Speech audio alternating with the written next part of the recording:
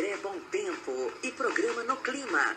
Entretenimento e muita informação na manhã do seu sábado, pela Rai Vale, Rádio Estadão Vale. Fique atento e saiba o que acontece em São José dos Campos e no mundo afora. Programa No Clima. A apresentação, André Bom Tempo.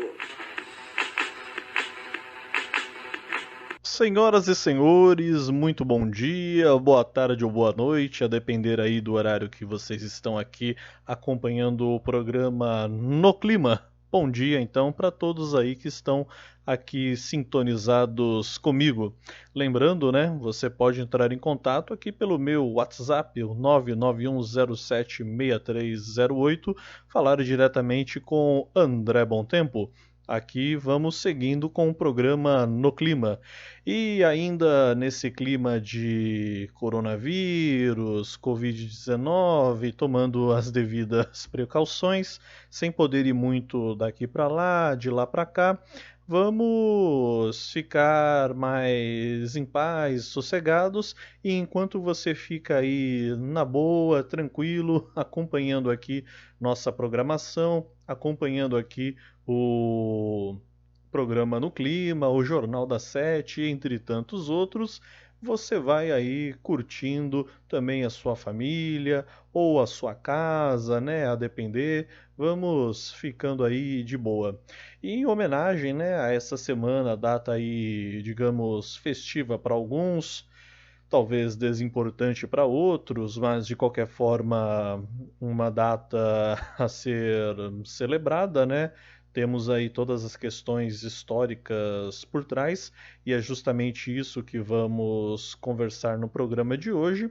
Para aqueles que perderam o programa desta terça-feira, falando sobre o dia 21 de abril, o dia de Tiradentes, teremos aqui a reprise, né, desta conversa, deste bate-papo que eu tive com Tiago Araújo, grande garoto, historiador aí, um jovem estudante, mas muito culto, muito amante, né, dos livros, dos bons livros, falando sobre toda essa questão aí de quem foi, o que significou, né, a figura do Tiradentes, como ele se tornou essa figura que hoje nós conhecemos, ou pelo menos achamos que conhecemos, e também todo o movimento, né, que caracterizou a época, a Inconfidência Mineira, o porquê dela, a origem, enfim, tudo que permeou esse momento.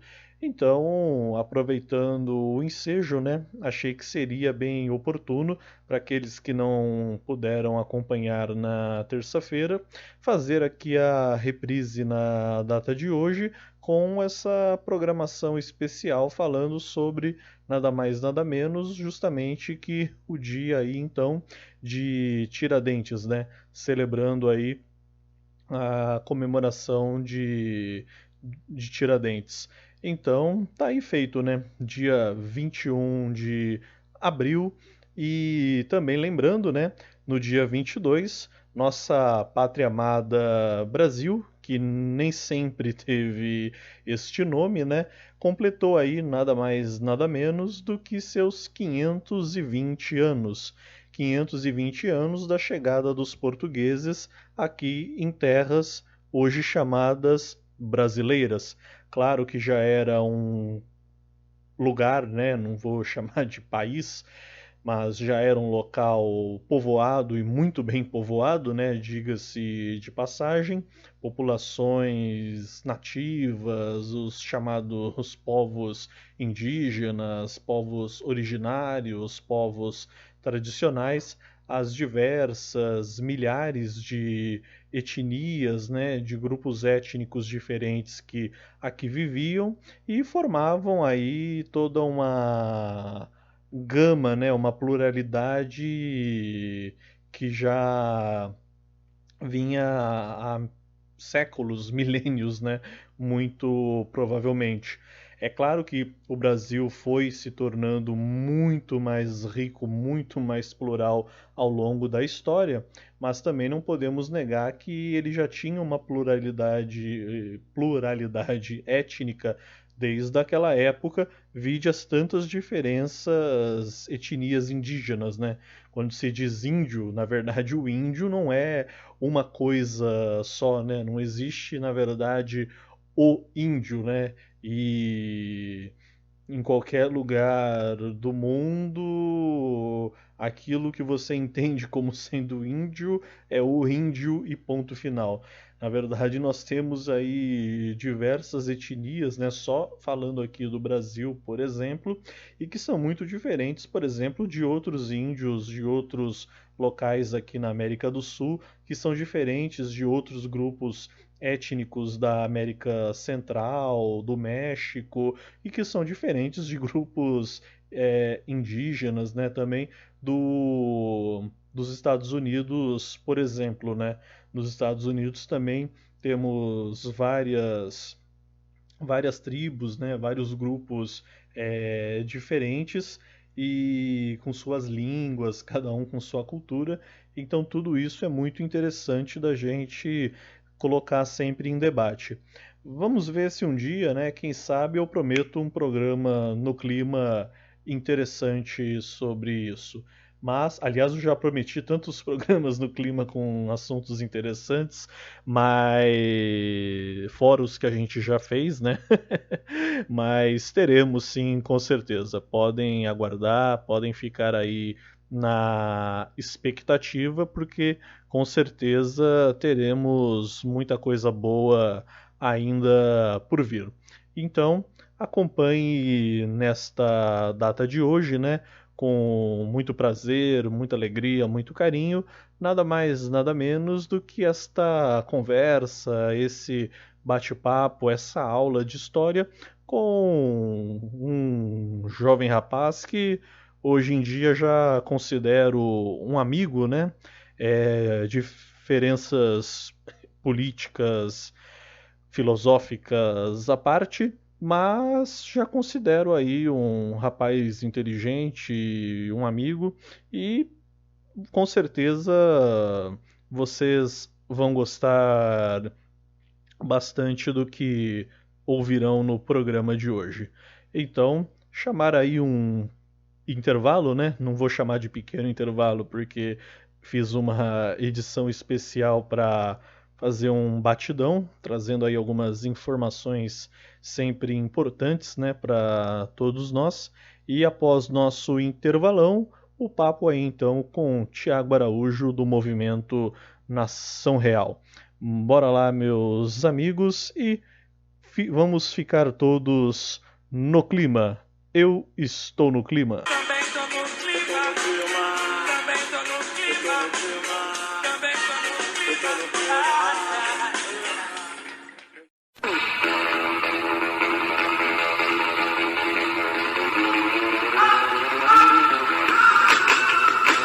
A Rai Vale está apresentando Programa no Clima com André Bom Tempo.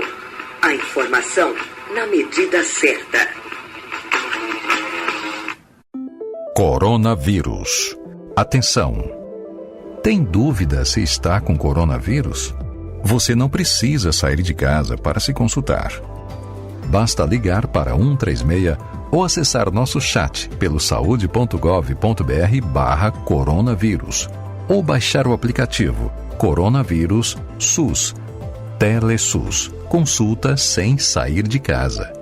Ministério da Saúde. Governo Federal. A vida fica mais leve com cartão de crédito Olé consignado. Não tem anuidade, é internacional, melhores taxas do mercado, sem consulta ao SPC Serasa. Com cartão Olé, você pode fazer saques imediatos, parcelar compras em 12 vezes sem juros, efetuar compras pela internet ou telefone e muito mais comodidades e segurança para você. Fale já com a Olé, corretora autorizada, Luciana Caravaca, 12 99784 9546. Confie na Coronavírus. Atenção! Se você tem mais de 60 anos, fique em casa, mesmo sem sintomas. As demais pessoas devem fazer sua parte. Reduzir a circulação é extremamente importante para diminuir a transmissão do coronavírus. Só procure um hospital de referência se estiver com falta de ar. Dúvidas? Ligue 136 ou acesse saude.gov.br/coronavírus. Quer saber mais? Baixe o aplicativo Coronavírus SUS. Ministério da Saúde. Governo Federal.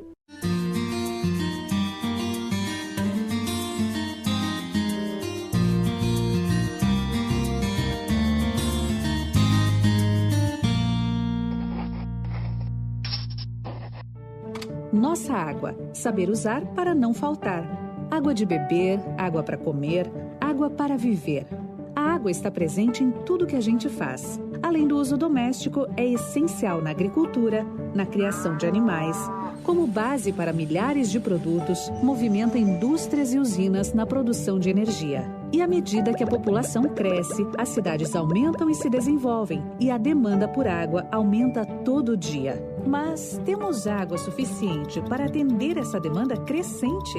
Vários estudos apontam que, se continuarmos no ritmo atual de uso, muito em breve podemos enfrentar uma grande crise de abastecimento no mundo todo. Aqui no Brasil, em muitos lugares, inclusive onde a água é aparentemente abundante, já começou a faltar. É sério, a água é um recurso limitado. É preciso cuidar bem dela para que não falte. E uma das maneiras de cuidar bem da nossa água é usá-la de forma racional. A primeira ação é simples: detectar e combater o desperdício. Muitas vezes não percebemos, mas em praticamente todas as formas de uso de água acaba acontecendo algum desperdício. Os motivos podem ser muitos: falta de cuidado ao usar a água, equipamentos ultrapassados e pouco eficientes, ou vazamentos e falta de manutenção em redes e encanamentos, entre outros. E todos, do menor ao maior usuário da água, podem e devem dar uma parcela de contribuição. Os exemplos de como combater o desperdício na nossa casa, todo mundo já sabe.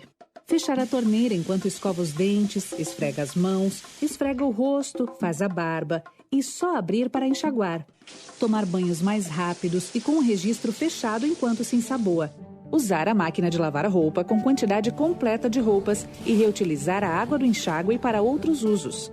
Não usar mangueira, limpar calçadas somente com vassoura e regar plantas com regadores. Evitar lavar o carro com frequência e, ao invés de mangueira, use um balde. Uma lavagem que consumiria mais de 200 litros pode ser feita com 40. Também é importante acompanhar com atenção o consumo em sua conta de água para verificar e consertar possíveis vazamentos. O poder público e as empresas de abastecimento também devem ficar atentos para fiscalizar, manter em dia a manutenção e corrigir rapidamente problemas e vazamentos em tubulações e adutoras. Na indústria já houve muito avanço com a instalação de sistemas de reaproveitamento e reuso de água e programas de redução de desperdícios. Mas ainda pode melhorar muito, inclusive com a busca por cada vez mais eficiência do uso da água na produção. Na agricultura, com os métodos tradicionais, até 45% da água utilizada para irrigação é perdida. Uso de técnicas simples para indicar a necessidade de irrigação melhora a eficiência de produção e a redução da quantidade de água utilizada, pois cada tipo de plantio tem uma necessidade de irrigação. Os equipamentos mais adequados também podem variar para cada tipo de cultivo. E isso representa uma economia de água e energia muito importante para o agricultor. Aliás, economizar água em todas as atividades também ajuda a reduzir o custo da energia elétrica. Em certas atividades, como na agricultura, isso faz uma enorme diferença. Existem hoje também vários equipamentos poupadores que ajudam a racionalizar o uso da água, como torneiras de fechamento automático, redutores de vazão de torneiras, vasos e descargas econômicas, instalação de cisternas e sistemas de captação de água da chuva para uso geral. Essas e outras medidas muito simples, além de ajudar a preservar a nossa água, podem ajudar todos a economizar dinheiro, pois sua conta de água e eletricidade vai diminuir e muito. É possível produzir a mesma coisa utilizando menos água e economizando na conta. Então, repense sua produção. Repense sua utilização da água. Repense sua demanda. E você, já pensou em quanta água você precisa de verdade? Acesse www.ana.gov.br para saber mais sobre a agência que cuida das águas do Brasil. Coronavírus. Atenção! Se você está com sintomas de gripe, fique em casa por 14 dias e siga as orientações do Ministério da Saúde para o isolamento domiciliar. Só procure um hospital de referência se estiver com falta de ar. Dúvidas? Ligue 136 ou acesse saude.gov.br/coronavírus. Quer saber mais? Baixe o aplicativo Coronavírus SUS. Ministério da Saúde, Governo Federal.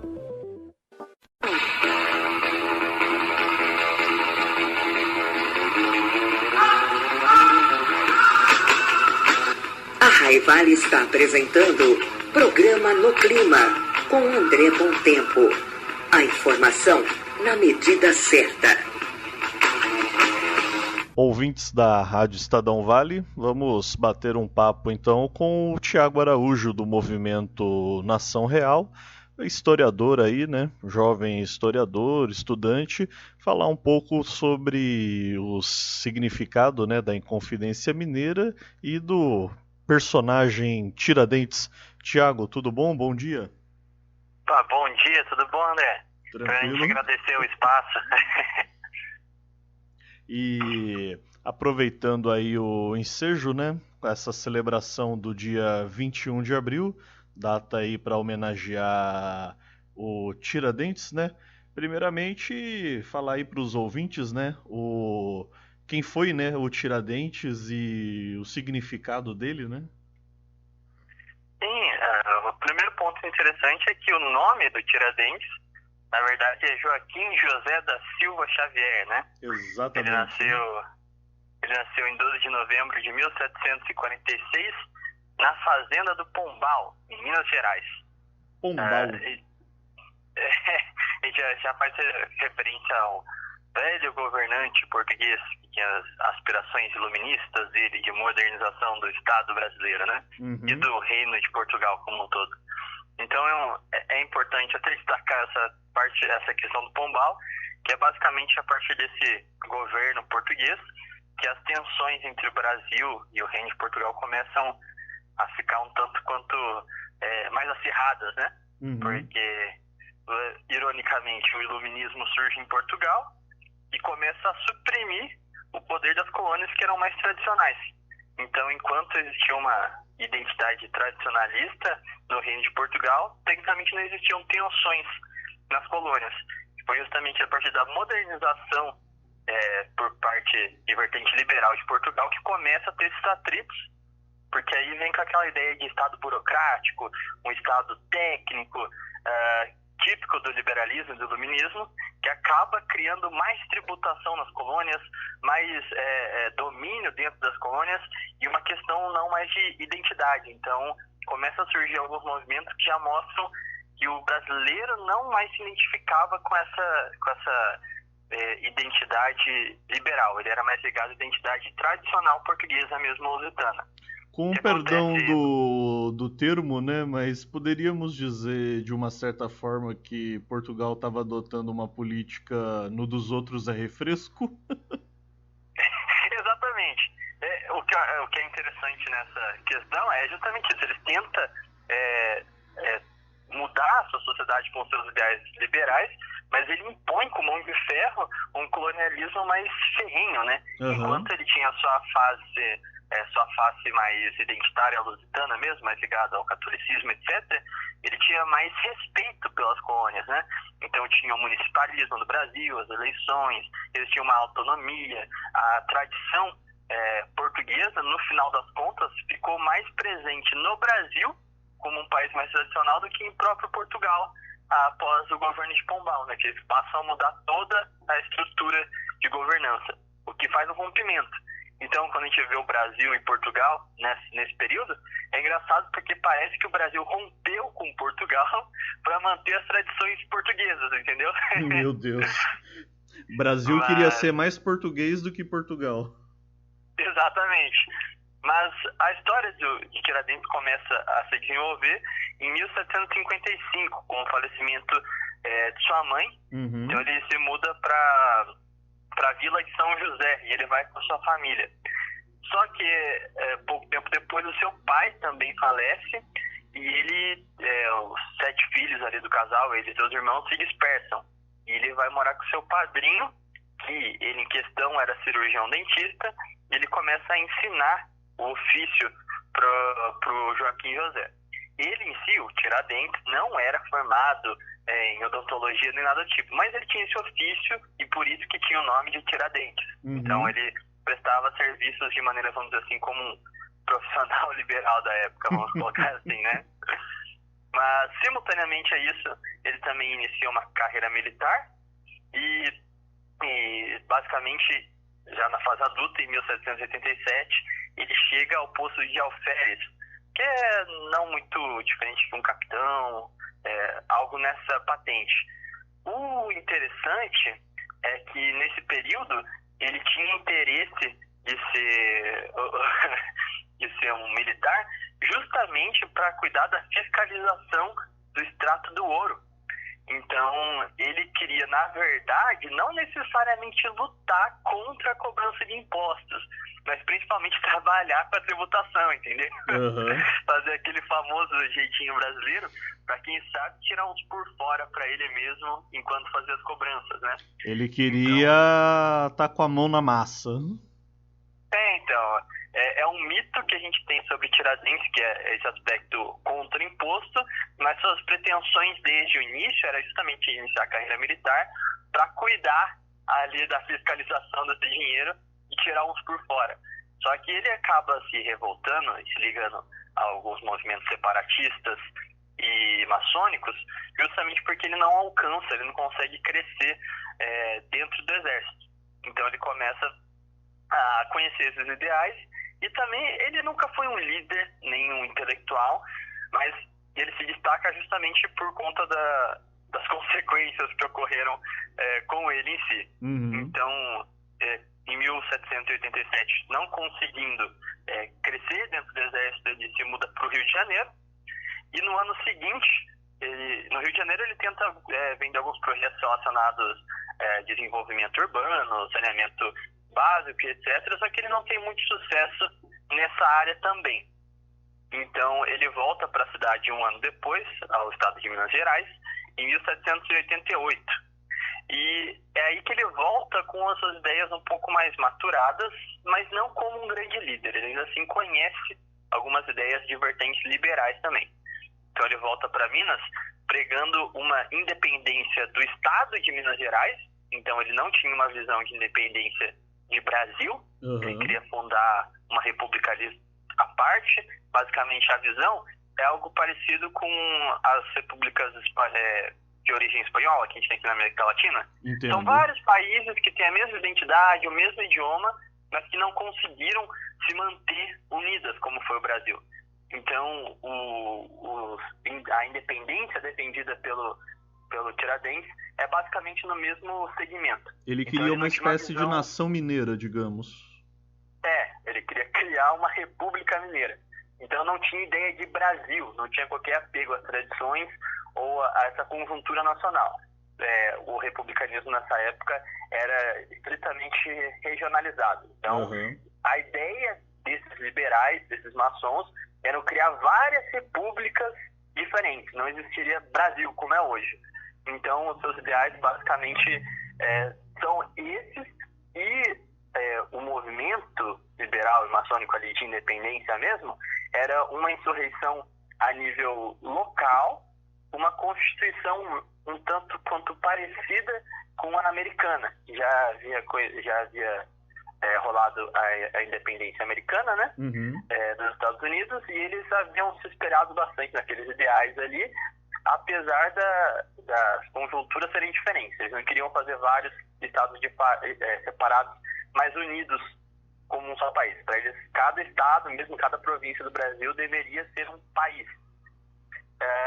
Um discurso... Seria, por exemplo, Minas Gerais seria um estado e dane-se o resto. Cada um se vira como quisesse.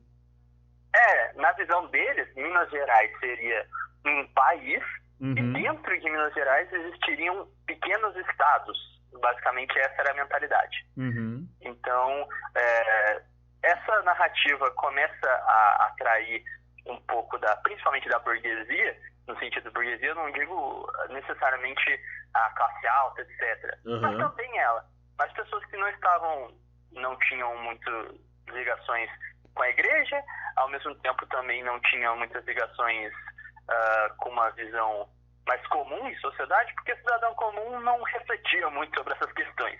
Então era uma pessoa que tinha certo poder aquisitivo e frequentava certos locais que são típicos de castas de uma classe média um pouco mais pujante. Então, em 1780, as minas de Minas Gerais começam a dar seus sinais de esgotamento, né? E então começa uma tributação maior para tentar compensar esse esgotamento das reservas de ouro na região. Então, aí é instituído o chamado Imposto do Quinto, né? Daí vem o Quinto dos Infernos, que é o que a gente chama hoje. Então, eles começam a fazer essa política e tem datas específicas que o governo local decretava o chamado derrama, que é o dia para fazer o recolhimento desses impostos. E aí, graças a essa derrama, tinha um poder de, por exemplo, se a pessoa não conseguiu arcar com os tributos, tem um confisco por parte do Estado. Isso, na época, era uma coisa nova, né? Hoje a gente já está acostumado aí com a Receita Federal. De um jeito ou de outro, tem até pior, né? Então, hoje, se a gente for comparar a realidade de hoje com a dos mineiros na época, a gente vai até achar que eles são muito Nutella. Estão chorando demais por nada ali. Mas, e aí eles começam a preparar um levante para essa cúpula republicana. Eles não tinham muito embasamento no povo, era mais um movimento que seria deles, né? Eles estavam se preparando no grupo deles. Eles iam tentando uma conversação para que houvesse um levante em São Paulo e no Rio de Janeiro, simultaneamente, só que não para criar um país único. Seriam 3 levantes, só que distintos. Aí cada estado fundaria seu país, né? Não teria nenhuma relação entre eles de estado, né? Isso, a única questão que eles estavam planejando era que o levante fosse no mesmo dia, mas cada levante seria um levante distinto um do outro, não teria ligação entre eles. Só que o que acontece, existiam ali adesistas de última hora, vamos colocar assim, né? Foram os membros do exército que se interessaram ali pelas ideias deles, começaram aí as reuniões, mas não tinham muito afinco ao grupo, eles não estavam ali há muito tempo, eram meio que recém-chegados. E eles eram coronéis, então era o coronel Joaquim Silvério dos Seis e o tenente-coronel Basílio de Brito, que eles basicamente foram o Judas da questão, porque eles viram o que ia acontecer e eles entregaram as informações ao governo provincial de que dia que aconteceria a dita revolta. Então, existe um mito, né, de que o Tiradentes havia se sacrificado pela Revolução, mas é que ele não se sacrificou, ele foi sacrificado, né? Ele foi sacrificado, né? Hoje então, se fala muito, né, de Tiradentes, tem aí as devidas homenagens, nome de praça, rua, cidade, mas na época ele era mais um no grupo, né? Quer dizer, ele não era ninguém demais, né?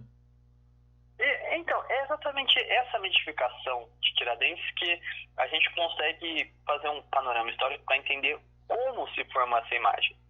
Mas, de fato, no dia 15 de março de 1789, os coronéis relataram os planos em troca de perdão de dívidas, o dinheiro extra ali. Enfim, queimaram o levante ali. Então, eles meio que adiaram, ia jogar um dia depois. Mas, no fim das contas, a polícia local, o exército, conseguiu prender os membros que fariam a inconfidência. Todos foram presos. A diferença é que Tiradentes foi meio que pego para Cristo, vamos dizer assim. Porque ele, enquanto todos os outros tinham dinheiro para bancar advogados, recursos, etc., Tiradentes não.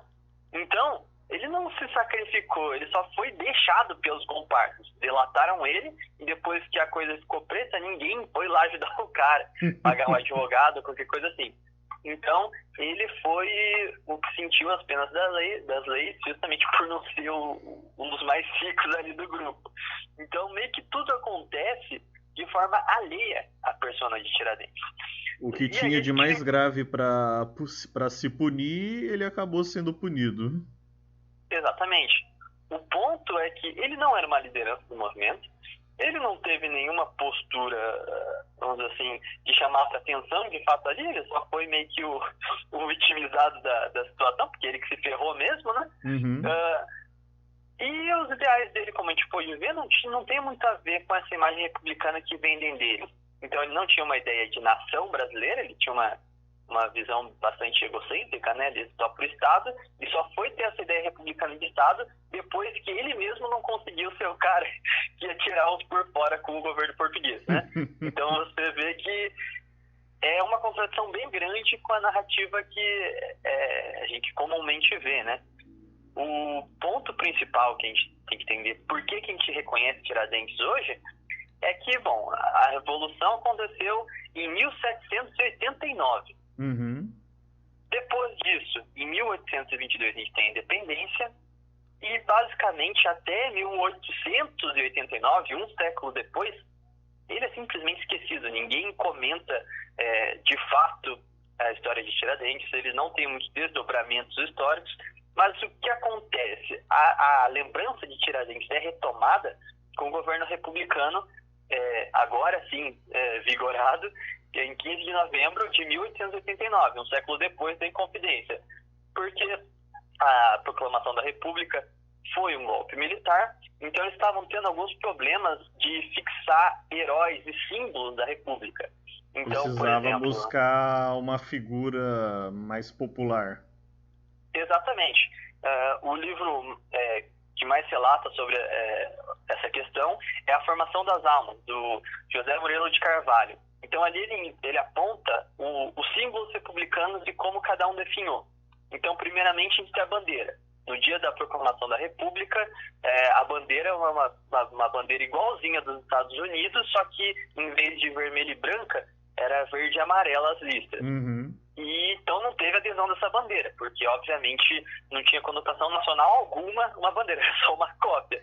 E eles cantavam o hino da Revolução Francesa, a Marselhesa. Então eles não tinham nem um hino com base nacional. Então a primeira derrota do republicanismo no Brasil já se dá na bandeira nacional, que a atual bandeira é a bandeira do Império, com a exceção de que retiraram o brasão imperial do centro e colocaram a esfera com o lema positivista Ordem e Progresso. E mesmo copiando a bandeira, tiveram que retirar a simbologia histórica da bandeira. Então, a gente vai ver o que significa a bandeira do Brasil, é o verde da Casa de Bragança, de Dom Pedro I, o dourado da Casa de Habsburgo, da Imperatriz Leopoldina. O Brasil Imperial tinha um monte de referência histórica ao descobrimento, à economia nacional, um monte de coisa. Então, para perverter essa nacionalidade construída de teores humanos, a República copiou a bandeira imperial para não criar muito estranhamento na população e colocou apenas uma simbologia natural, né? Então verde da mata, amarelo do ouro e é isso aí. E não tem então, nada a ver isso. Castraram a nacionalidade e o nosso senso de sociedade no sentido de continuidade, né? Então foi a primeira grande derrota, porque eles não conseguiram criar uma bandeira própria. Tiveram que pegar do Império e meio que emburrecer a população para aceitá-la. Tiveram que proclamar uma república à luz da simbologia imperial. Exatamente. A gente vai pro hino. Eles queriam fazer o hino com a Marselhesa, só que meio que traduzindo ela com uma letra brasileira, em português, né?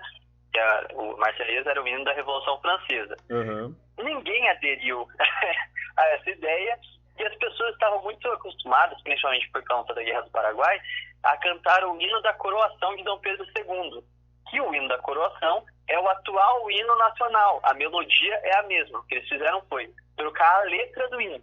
Então, outra derrota bem grotesca da República, que eles não conseguiram não empunhar nenhuma bandeira, nem um hino. Ambos vinham de tradição monárquica do Império. A terceira grande derrota foi a simbologia de uma representação da nação. Então, eles tentam, de início, criar um símbolo feminino da República, uma mulher republicana, para ser a cara da nação. Uhum. Só que já existia uma mulher que ocupava esse espaço, que era Nossa Senhora Padroeira do Brasil. Então, eles começam uma disputa de narrativa cultural para ver quem seria esta mulher que representaria a nação, né? Enquanto a gente tem desde sempre procissões para Nossa Senhora. Então, eles já vinham perdendo espaço nesse sentido, mas o golpe mais baixo que esteve contra a imagem da República contra a mulher foi que, com a instauração da República, se iniciaram os grandes escândalos de corrupção organizados, né? Sistematizados, não mais de maneira isolada, e sem a devida punição. Então, essa situação, esse descaso com a coisa pública, levou os jornalistas da época a retratarem a imagem da República como uma mulher, como uma moça promíscua, né? Uma mulher pública. Na palavra dos jornais da época, aqueles que todos gozam da mesma, mas ninguém gosta de ficar com a mesma, ninguém a assume. Então começaram a fazer várias sátiras desenhando a República como uma mulher de bordel, né? Uma mulher da vida. Então, cai o terceiro pilar da República, e aí eles tentam criar uma ideia de fundação.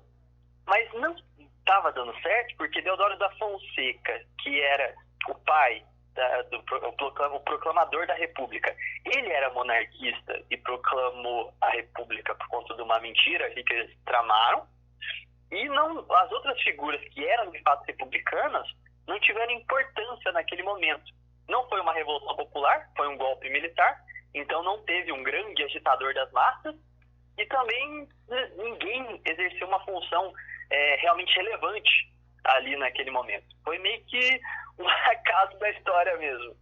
Então eles não tinham um pai fundador. Então o resultado foi o quê? Voltar no tempo, procurar uma imagem que tenha esse caráter de mártir, e acharam o Tiradentes. Só que aí que tá. Fuçaram até descobrir o cara. Exatamente. Só que ninguém comprava Tiradentes, propriamente dito. Porque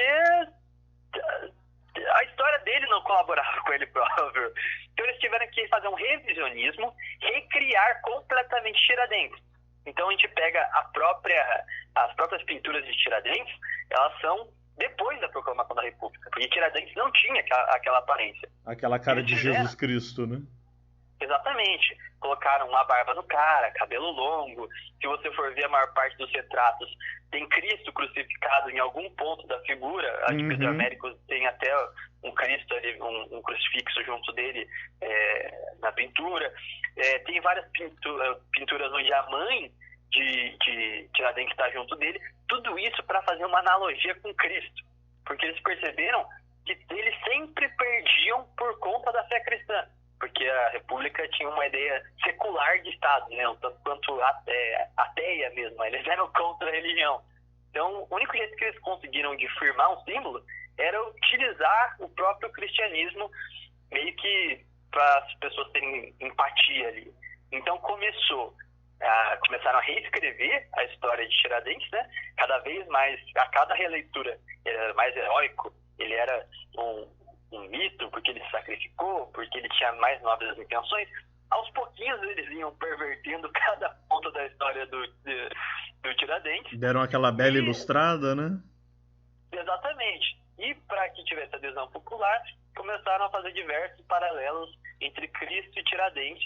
Mas esse Tiradentes, que se formou como propaganda republicana, já não tem mais nada a ver com o Tiradentes real, nem na história, nem na persona dele em si, nos seus ideais, nada.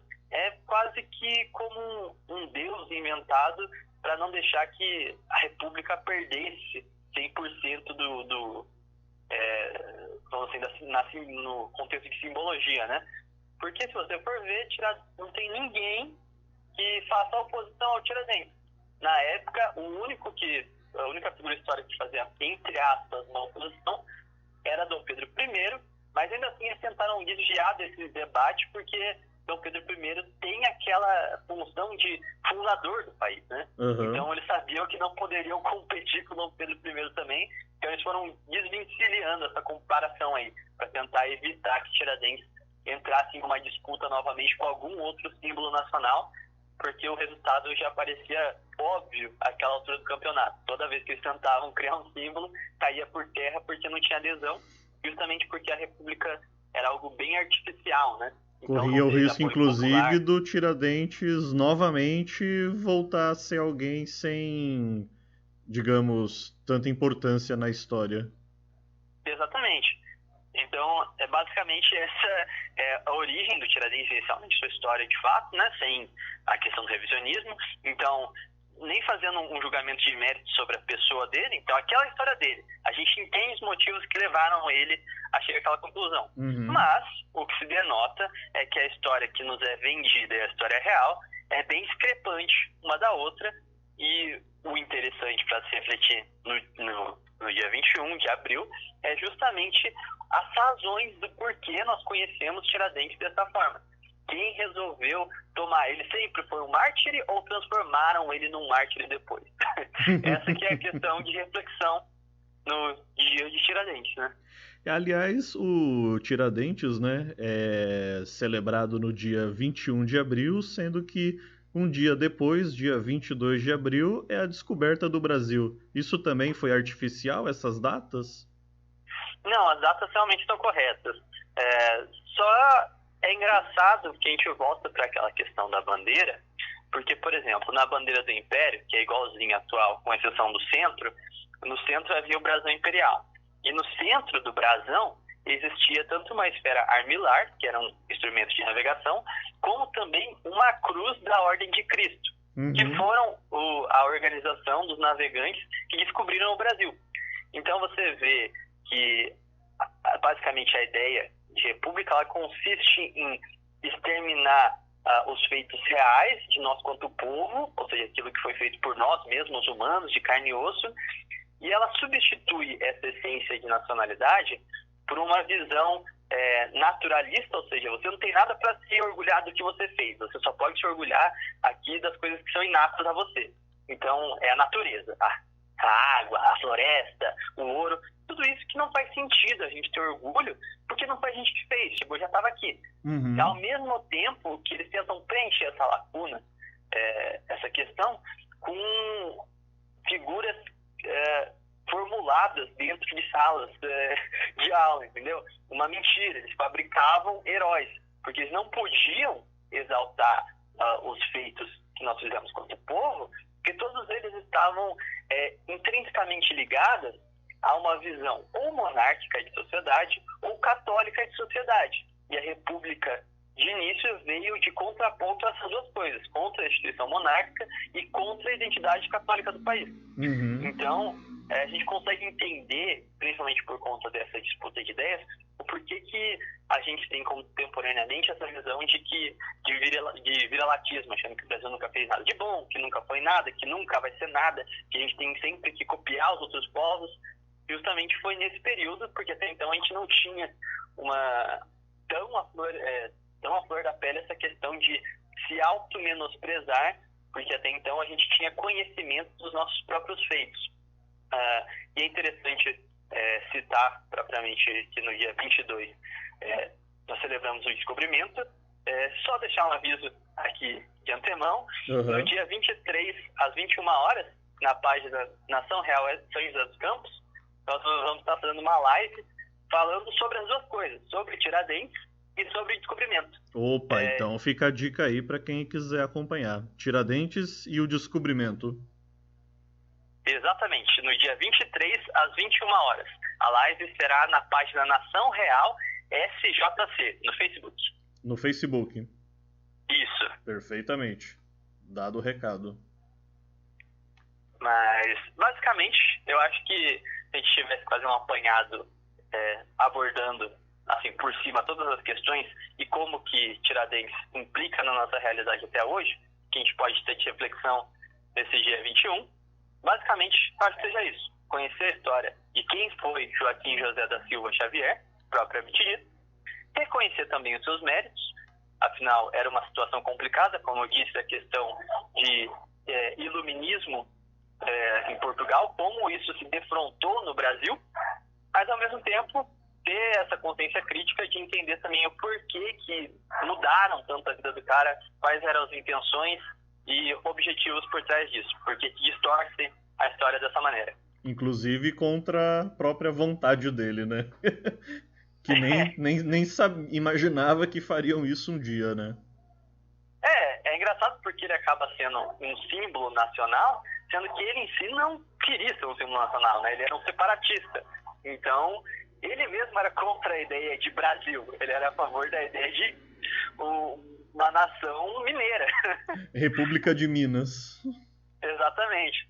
Então, tanto é que se você for pegar os livros mais republicanos mesmo sobre Tiradentes, vendem ele como independentista, mas não entram em detalhes de como ele gostaria que fosse essa independência. Justamente naquela questão de tentar não sempre mentir, mas às vezes simplesmente omitir, né? É uma mentira do bem, né? Então. Mas, Tiradentes é essa figura cheia de controvérsias. Cada vez mais a gente vem fazendo esse debate ano a ano. Eu vejo que tem várias figuras históricas que acabam sendo utilizadas como ferramenta propagandística. Então, para isso, não existe qualquer remorso em mentir sobre a vida do mesmo, em reinventar o mesmo, em todos os sentidos possíveis, tanto os seus feitos práticos, quanto a sua aparência, quanto as suas crenças, quanto as suas convicções. E é interessante que depois de tanto tempo essa questão, tanto quanto morta no debate público, as pessoas voltam a discutir justamente procurando a veracidade dos fatos. A gente vê com várias figuras históricas que foram construídas essa contestação cada vez mais frequente, né? De por que fizeram isso, por que mentem sobre essa figura, por que tentam vender essa imagem distorcida e enviesada desse cidadão, né? Sendo que, se você for ver a história dele propriamente, é possível usar ele como, vamos dizer assim, um símbolo. Por exemplo, um feriado em Minas Gerais, cara, é uma coisa que diz respeito ao estado dele. Então, independente de concordar ou não com as ideias dele, era possível reconhecê-lo como uma figura pública. Do mesmo jeito que aqui em São Paulo, a gente sempre comemora o 9 de julho por conta da Revolução Paulista. Exatamente. Mas não é um feriado nacional. Não significa nada para os outros estados, né? Exatamente. E tem sim inspirações independentistas na Revolução de 32. Mas nem por isso impede que nós reconheçamos os méritos daqueles que lutaram nessa guerra civil, né? Então o mesmo valia para Tiradentes. Mas existe essa intenção sempre de querer colocá-lo como um símbolo nacional, sendo que é evidente, não há como fazer essa conjuntura dos fatos, né? Porque se torna extremamente artificial, claramente mentirosa e extremamente forçada, principalmente por querer utilizar da fé do povo brasileiro para tentar fazer uma propaganda política, que é uma das coisas provavelmente mais feias que surgem a imagem de Tiradentes, né? Tentar, se você for parar para pensar mesmo, é um pecado de fato, porque estão comparando um homem a Cristo. Então isso é uma afronta para aqueles que têm a fé cristã, né? E como você colocou, né, Tiago, se fosse uma coisa mais limitada, né, a Minas Gerais, ainda faria mais sentido do que propriamente essa celebração nacional, né? Quer dizer, a pessoa do Amapá tem que celebrar Tiradentes, né? Quer dizer, o que foi Tiradentes para o Amapá, né? Sim, ou mesmo para a exatamente. gente aqui em São Paulo, né? É uma coisa que a gente não consegue entender e eu vejo que cada vez mais ou as pessoas contestam ou simplesmente se mostram desinteressadas. Então eu sempre pego um exemplo de uma vez que eu fui no cabeleireiro com a minha namorada e aí estava próximo do dia de Tiradentes. E aí estava falando, mas que diabo que é Tiradentes? Aí a cabeleireira falou, não, é uma festa que tem ali, não sei, na cidadezinha tal, tem todo ano, é uma festa lá. Então assim,